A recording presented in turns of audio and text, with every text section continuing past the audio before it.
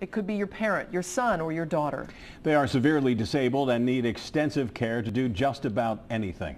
A state Senate hearing set for tomorrow could change where many disabled residents of extended care facilities would live in the state of Ohio. As Local 12 News reporter Jeff Hirsch shows us, there are major concerns that the proposal could backfire.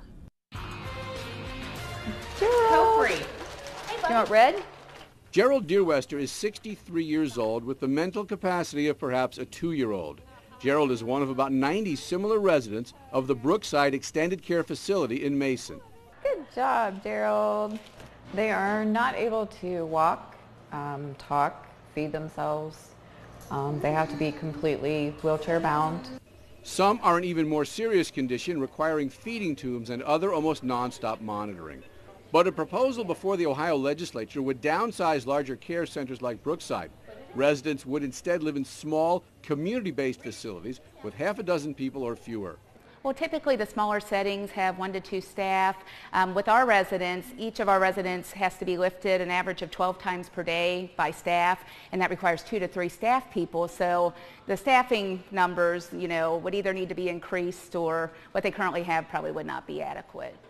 Plus, a larger facility like Brookside with a staff of 150 has therapists who work with the residents to improve motor skills. You can get it. There are about 6,000 residents of disabled care facilities statewide. A parents group called the Disability Advocacy Alliance says shifting residents to smaller homes would reduce the quality of care. Debbie Bixler does not have children at Brookside. Instead, she has what she calls her guys.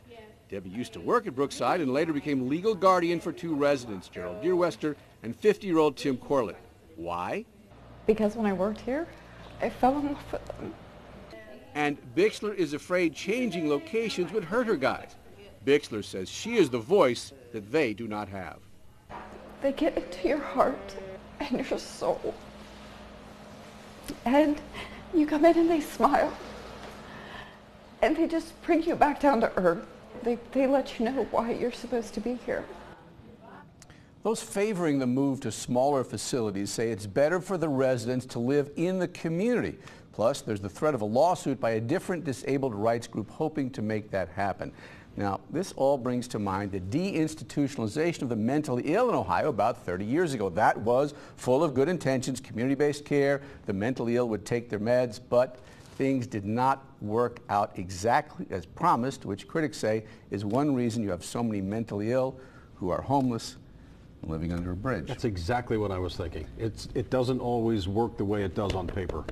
We were around when that happened. Yeah. We remember it. It was supposed to be this wonderful thing, and it certainly has helped some people, but in a lot of ways it didn't work out the way it was sold. Yeah, so you'll stay on it for us. Absolutely. No doubt. Yep, thanks a lot. Thank you. Right.